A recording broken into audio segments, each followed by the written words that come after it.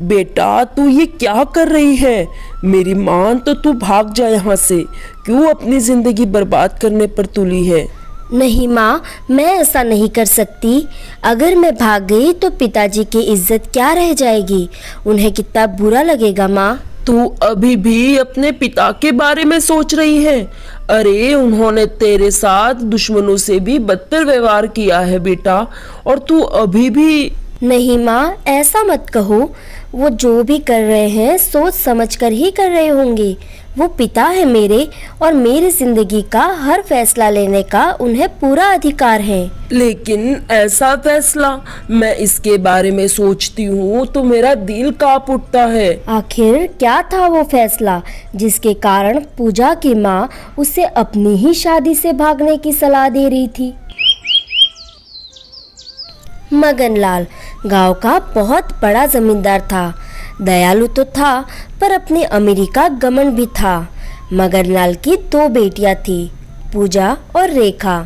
मगनलाल अपनी दोनों बेटियों से बहुत प्यार करता था, पर उसका झुकाव अपनी छोटी बेटी पूजा पर अधिक था, क्योंकि वो बहुत सुंदर थी। साथ ही उसकी समझदारी सभी का मन मोह लेती थी। ये बात रेखा को हमेशा खटकती, क्योंकि कहने को तो पूजा उससे छोटी थी, पर अपने पिता और गांव वालों का मान उसे सबसे ज्यादा मिलता था। दिन गुजरते गए और एक दिन मगनलाल अपनी बेटियों से पूछता है, बेटा ये बताओ कि तुम दोनों मुझसे कितना प्रेम करती हो? ये सुन रेखा कहती है, पिताजी मैं आपसे अपनी जान से भी ज्यादा प्रेम करती हूँ। मगनलाल खुश हो जाता है। फिर वो पूजा से पूछता है। पूजा कहती है, पिताजी आप मेरे जीवन में पानी की तरह हैं। जिस तरह हम खाना खाए बिना तो रह सकते हैं, पर पानी के बिना नहीं, आप मेरे लिए उतने ही ज़रूरी हैं। ये सुन मगनलाल को ज़रा भी खुशी नहीं होती। उसे इस बात का बुरा लगता है कि उसकी बेटी ने उसकी तुलना पानी से कर दी। लेकिन मगनलाल कुछ नहीं कहता। फिर वो अपनी बेटियों से पूछता है, अच्छा तो ये बताओ कि तुम्हें जो इतने ठाट बाट मिल रहे हैं वो किसकी वजह से हैं? तुम दोनों किसके भाग्य का खाती हो? ये सुनकर रेखा झट से बोली, पिताजी हमारे कर्ता धर्ता तो आप ही हैं। आप ही की वजह से मुझे इतने ठाट बाट है, इसलिए मैं तो आप ही के भाग्य का खाती हूँ। ये सुनकर मगनलाल फूले नहीं समाता। फिर उसकी नज़र पूजा पर पड़ती है। पूजा कहती है, पिताजी मुझे, आपको और इस संसार में जिस किसी को भी जो कुछ भी मिला है वो सब ईश्वर की कृपा से मिला है। जिसके भाग्य में जितना लिखा होता है उसे उतना ही मिलता है, इसलिए मैं तो अपने भाग्य का खाती हूँ। ये बात सुनकर तो मगनलाल का क्रोध 7वें आसमान पर होता है।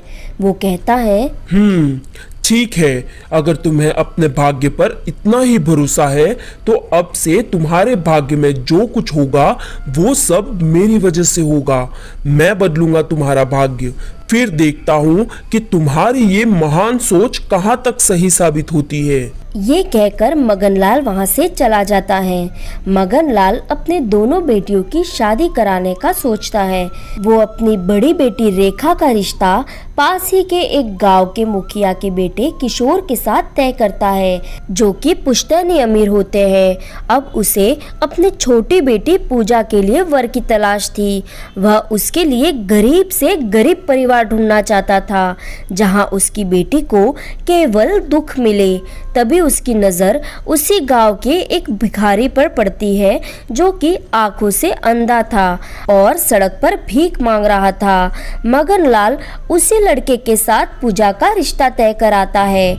इस बात से पूजा और उसकी माँ को बहुत दुख होता है, लेकिन अपने पिता की खुशी के लिए पूजा खुशी खुशी उस भिखारी सुमित से शादी कर अपने ससुराल चली जाती है। मुझे माफ कर दो बेटी, मैंने अपने अंधे और भिखारी बेटे से तुम्हारी शादी करा दी, लेकिन मैं हूँ तो एक माँ ही ना।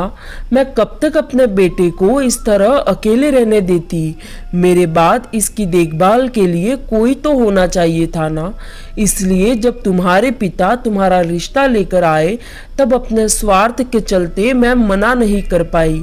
मुझे माफ कर दो बेटी। ऐसा मत कहिए माँ जी, जो कुछ भी होता है वो सब ईश्वर की मर्जी से होता है, इसमें आपका कोई दोष नहीं। माँ जी, क्या सुमित जन्म से ही अंधे थे? नहीं बेटा, पहले हमारे दिन भी अच्छे थे। सुमित के पिता अच्छी कमाई करते थे जिससे हमारा गुजारा अच्छे से हो जाता था। जब सुमित बड़ा हुआ तो वो भी मजदूरी से पैसे कमा लेता था, लेकिन होनी को कौन टाल सकता है बेटा। एक दिन सुमित और उसके पिता का एक्सीडेंट हो गया जिसमें सुमित के पिता परलोक सिधार गए और सुमित की आंखें चली गई। अंधे होने के कारण सुमित को कोई काम नहीं देता था, इसलिए सुमित ने भीख मांगना शुरू कर दिया। अब तो सुमित को भीख में जो भी पैसा मिलता है उसी में एक वक्त का खाना खा लेते हैं। अगर पैसे नहीं मिलते तो भूखे ही सोना पड़ता है। लेकिन अब ऐसा नहीं होगा माँ जी, अब मैं आ गई हूँ ना, अब मैं काम पर जाऊंगी और देखना हमारे दिन भी फिर से बदल जाएंगे। पूजा के ससुराल की हालत बहुत खराब थी, लेकिन पूजा उसमें भी सुख ढूंढने की कोशिश कर रही थी। पूजा ने सुमित को भीख मांगने से मना कर दिया और घर पर ही रहने को कहा। देखिए जी, अब आप भीख नहीं मांगेंगे, मैं काम पर जाऊंगी, कोई ना कोई तो काम जरूर दे देगा। मैं बहुत बुरा हूँ पूजा, मुझ अंधे ने तुम्हारा भविष्य भी अंधकार से भर दिया। इससे तो अच्छा यही होता कि मैं पिताजी के साथ उस एक्सीडेंट में मर जाता। ऐसा मत कहिए जी, मुझे अपनी जिंदगी से कोई शिकायत नहीं है। ईश्वर पर भरोसा रखिए, वो सब ठीक कर देगा। ये कहकर पूजा काम की तलाश में निकल पड़ती है। उसे एक ढाबे पर सफाई और बर्तन का काम मिल जाता है। महीने के 1000 रुपये थे, इसलिए उनका गुजारा अच्छे से हो पा रहा था। लेकिन पूजा के सामने एक भारी समस्या थी। ढाबे का मालिक पूजा पर बुरी नजर रखे हुए था। एक दिन ढाबे का मालिक बोला, सुनो मेरी रानी, तुम मुझसे शादी कर लो। क्या रखा है तुम्हारे उस अंधे और भिखारी पति में? मुझसे शादी करोगी तो मैं तुम्हें सच में रानी बनाकर रखूंगा। अरे ये आप क्या कह रहे हैं? आपको ये कहते हुए जरा भी शर्म नहीं आती? आप मेरे पिता के उम्र के हैं। सुन लड़की, अगर मुझसे शादी नहीं कर सकती तो चली जा यहाँ से। मैंने कोई भिखारियों का पालने का ठेका तो नहीं ले रखा। पूजा रोते हुए अपने घर आती है और सारी बातें अपनी पति और सास को बताती है। बस पूजा, अब तुम किसी के यहाँ काम नहीं करोगी। मैं फिर से भीख मांगूंगा। इतना पैसा तो मिल ही जाएगा जिससे हम तीनों एक वक्त का खाना खा सके। अगले दिन सुमित भीख मांगने के लिए निकल पड़ता है, लेकिन उस दिन उसे कोई भीख नहीं देता। पूजा को तो इस बात की चिंता थी कि वो अब अपने पति और सास को खाना क्या खिलाए। तभी उसकी नज़र एक टोकरी पे रखे आलू पर पड़ती है। अरे वाह, यहाँ इतने आलू तो हैं कि हम तीनों का पेट भर जाए। मैं इनसे चिली पटेटो बनाऊंगी। कितने दिन हो गए चिली पटेटो खाए। ये सोच पूजा कुछ मसाले और आलू से चिली पटेटो बनाती है। अरे बहू, ये खुशबू कैसी? आज तो घर में कुछ भी नहीं है बनाने को। तूने ये क्या बना डाला बेटी? माँ जी, ये चिली पटेटो हैं।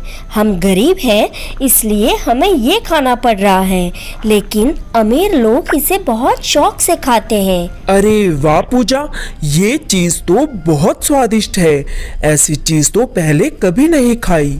आप सही कह रहे हैं जी, और अब मैंने सोच लिया है कि मैं चिली पटेटो बेचूंगी। देखना, इससे बहुत अच्छी कमाई होगी।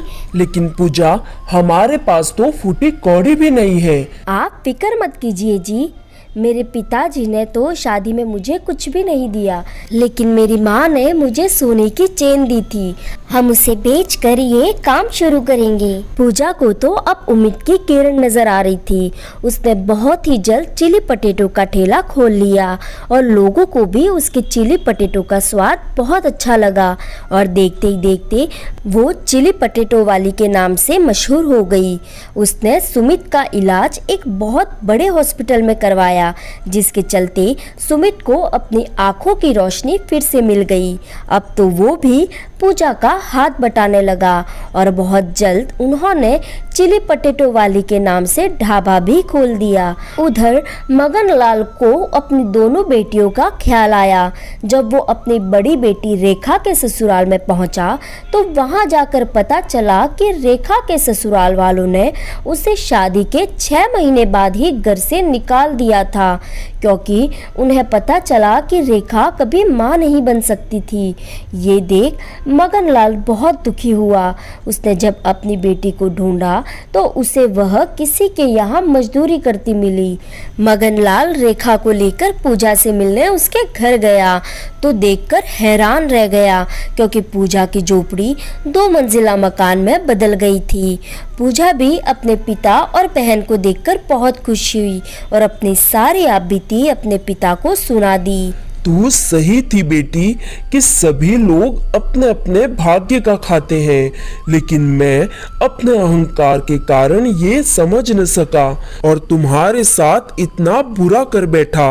मुझे माफ कर दो बेटी।